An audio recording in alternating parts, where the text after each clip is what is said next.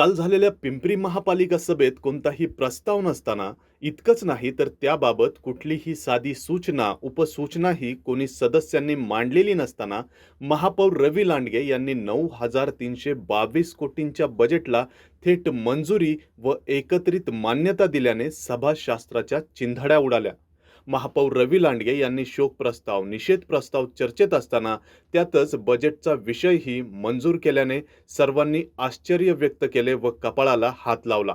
दरम्यान नगर सचिव मुकेश कोळप यांनी सुद्धा ही गंभीर चूक प्रांजळपणे मान्य करत आपल्या ज्ञानाचे दिवे पाजळले. महापौर रवी लांडगे यांच्या अध्यक्षतेखाली सोमवारी सर्वसाधारण सभा पार पडली.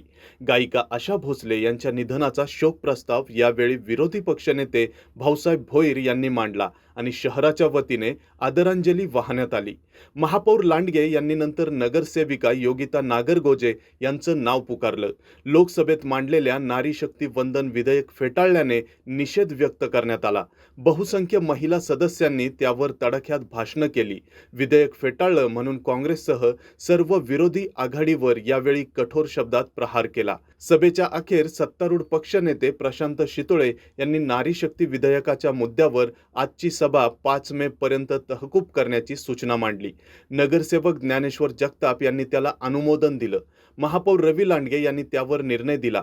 त्यावेळी ते म्हणाले, मागील सभेचा वृत्तांत कायम करत तसेच सभेस प्राप्त सूचना, उपसूचना ग्राह्य अग्राह्य करून संपूर्ण बजेटला 2026-27 ला अंतिम मंजुरी देऊन एकत्रित मान्यता देण्यात येत आहे. महिलांच्या तीव्र भावना विचारात घेऊन ही सभा 5 मे पर्यंत तहकूब करण्यात येत आहे. दरम्यान या सर्वसाधारण सभेत फक्त आशा भोसले यांच्या निधनाचा शोक व्यक्त केला. नारी शक्ती विधेयक फेटाळण्यात आल्याने निषेधाचा विषय असताना त्यातच बजेट मंजुरीचा विषय घुसडण्यात आल्याचा अतिशय गंभीर प्रकार घडला. मुळात सभेच्या विषयपत्रात 2026-27च्या बजेटचा विषयच नव्हता. त्या संदर्भात सूचना किंवा उपसूचना मांडलेली नाही. सभेत आयत्या वेळी एखादा विषय सभागृहाच्या मान्यतेने घ्यायचा तर त्यासाठीची संमतीही घेतलेली नाही. असा विषय घेतलाच तर तो विषयपत्रात सर्वात शेवटी असतो. मग महापौरांनी तो मंजूर केलाच कसा हा प्रश्न आहे. नगर सचिव मुकेश कोळप यांना त्याबाबत विचारणा केली असता या महापालिका सर्वसाधारण सभेत बजेट संदर्भात असा कोणताही प्रस्ताव नव्हता हे त्यांनी मान्य करत कबुली दिली. दरम्यान वादग्रस्त 52 कोटींचा विषय दाबण्यासाठीच तर 2026-27च्या बजेटचा विषय सर्वसाधारण सभेत अशा प्रकारे बेकायदा मंजूर करण्यात आल्याचा संशय या निमित्ताने व्यक्त केला जातोय.